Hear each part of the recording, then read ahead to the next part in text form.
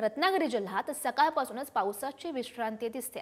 पाऊस थांबल्याने नद्यांच्या पाणी पातळीमध्ये सुद्धा काहीशी खालावलेली आहे। रत्नागिरी जिल्ह्यात सकाळपासून ऊन पावसाचा खेळ बघायला मिळतोय।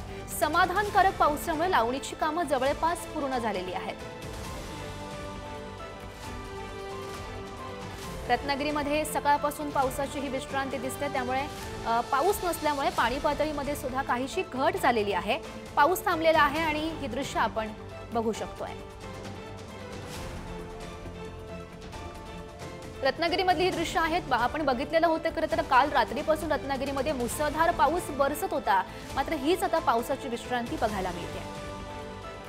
रत्नागिरी जिल्ह्यामध्ये गेल्या 2 ते 3 दिवसांपासून मुसळधार पावसाने अक्षरशः झोडपून काढले होते, परंतु आज जर पाहिलं तर सकाळपासून पावसाने कुठेतरी उसंत घेतलेली आपल्याला पाहायला मिळते। गेल्या 2 ते 3 दिवसांपासून पडणाऱ्या मुसळधार पावसामुळे जे नद्यांचा पाणी साठा होता तो देखील मोठ्या प्रमाणात प्रवाहित होताना दिसत होता, परंतु आता तो वेग देखील मंदावल्याचे चित्र सध्या रत्नागिरीमध्ये पाहायला मिळतंय।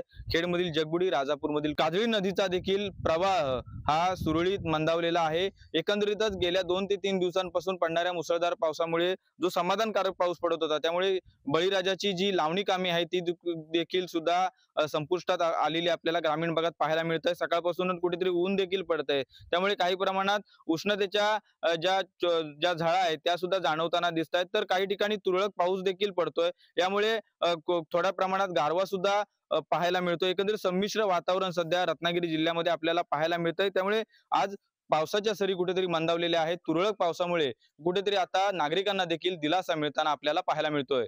राजन चव्हाण, पुढारी न्यूज, रत्नागिरी।